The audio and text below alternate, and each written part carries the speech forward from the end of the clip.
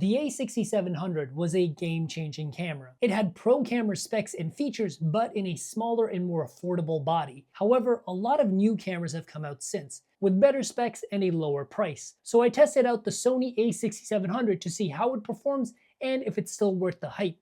Let's get into it. And of course, I'll leave links down below for the best pricing on the A6700. Now, moving on to what makes the A6700 so impressive.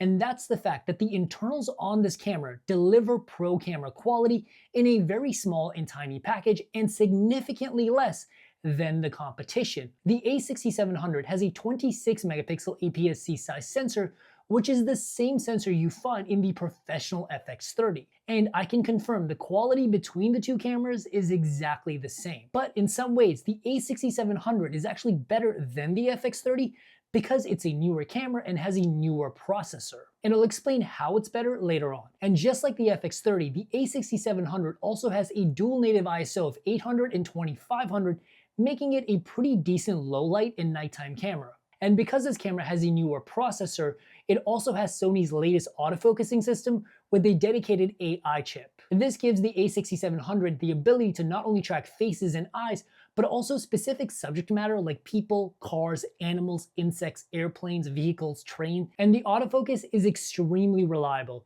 Even though my model was wearing a hat and sunglasses, the autofocus had no trouble recognizing the face and sticking to him.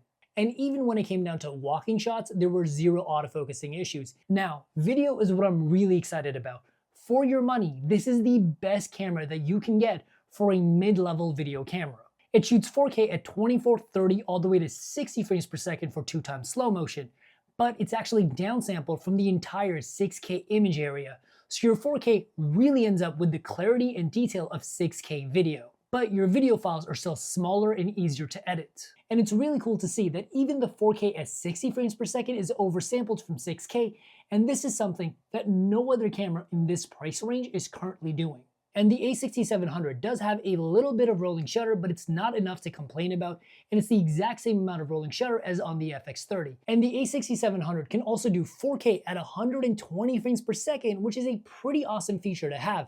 However, it comes with a 1.5 times crop, which zooms in your image on an already small APS-C size sensor. This mode is really ideal for close-up shots and detail shots, but in this price range, there's no other camera that does 4K at 120 frames per second, so there's really not much I can complain about.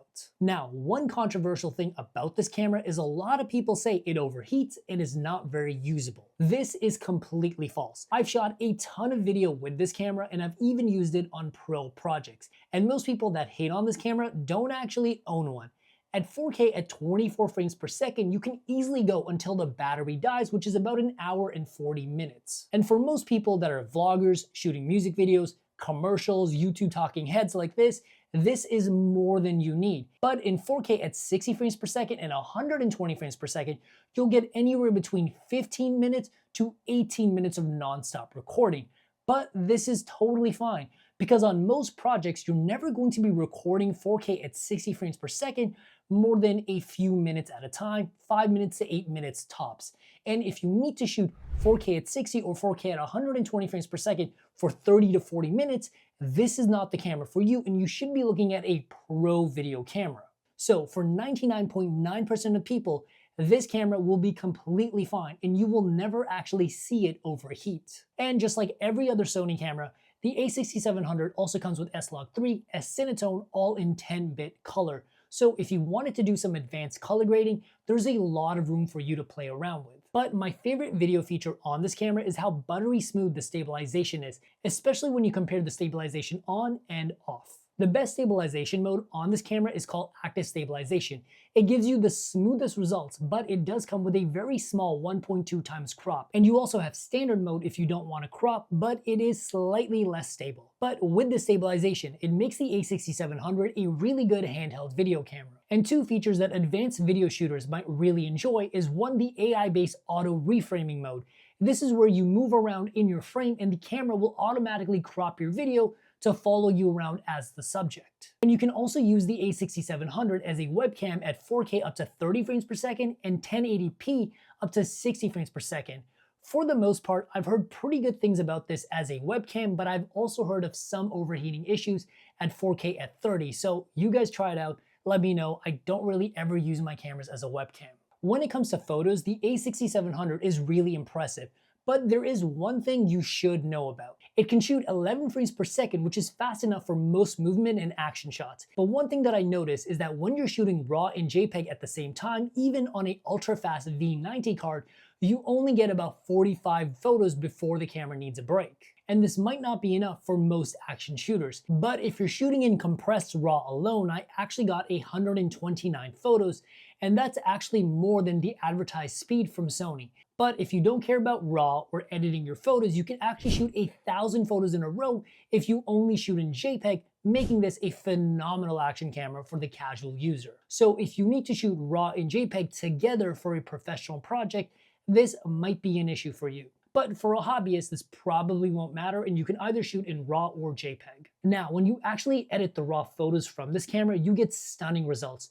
There's so much dynamic range and information in these photos that with just a little bit of editing, you can absolutely create professional level results. But if you're feeling lazy, this camera also has creative presets that allow you to get a bunch of interesting looks for your color and photos without any editing. However, I should point out that the Canon R7, which is the same price as the A6700, has a much higher 32 megapixel APS-C size sensor, and it also shoots faster at 15 frames per second mechanical shutter mode and a ridiculous 30 frames per second electronic shutter mode. So it's definitely a better photo camera, but the R7 is not quite as good when it comes to video. And I also have a full review of the Canon R7 on the channel. Now, one of the most impressive things about this camera is how small and compact it is, but with very powerful specs inside. And you're not sacrificing anything major for having the smaller body. The camera is only about 450 grams, so it's very light as a all-day walk-around camera. And it has a hefty grip for a great feel in your hands. And there's a mode dial at the top for 3 custom presets, and a switch underneath to go between photo, videos, and slow motion very quickly. And it also has individual dedicated dials for changing shutter, aperture, and ISO, making it a very fluid camera to work with. And it also has custom buttons as well to set up for dedicated commands like switching autofocus modes or color profiles. And the menus on the new Sony cameras are much better in terms of layouts. And you also have a dedicated home menu for both photos and videos, plus you can even set up your own custom menu. But best of all, there's also a side articulating flip screen that's great for self-recording, but also high angle and low angle shots. And the screen is also touch enabled. Not only does this allow for touch autofocus, but makes using autofocus overall a breeze to use. And the screen also has a dedicated quick menu that allows you to change all of your major settings on the fly. And you can also use the touchscreen to change your aperture, ISO, and shutter speed, so if you're coming from a smartphone, you'll have a pretty easy time adapting to this camera. Now, the screen isn't super high res, but it's a really bright screen and it does not dim down when shooting slow motion. And compared to the older Sony cameras, it's a huge improvement. And it also has an electronic viewfinder, which is a must-have for photographers.